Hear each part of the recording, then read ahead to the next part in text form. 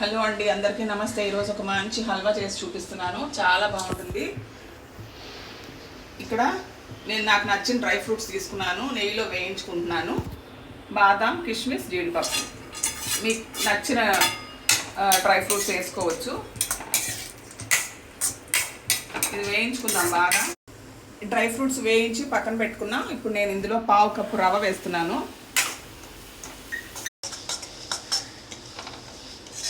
ఇది 1 నిమిషం వేయించుకున్నాక 1 కప్పు శనగపిండి వేసుకుందాం. ఇది బాగా దోరగా సన్న మంట మీద ఒక 10 నిమిషాలు వేయించుకోవాలి.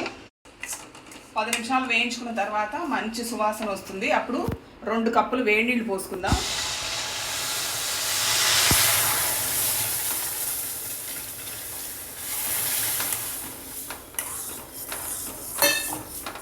కప్పు చక్కెర వేసుకుందాము.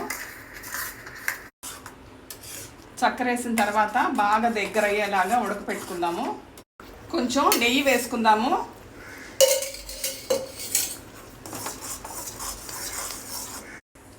ఒక 1/2 టీ స్పూన్ యాలక పొడి. ఇప్పుడు కొన్ని డ్రై ఫ్రూట్స్ వేసుకుందాం. కొన్ని నేను డెకరేషన్కి ఉంచుతున్నాను. ఇది బాగా దగ్గర పడిపోయింది. నేను డిష్ అవుట్ చేసుకుంటున్నాను.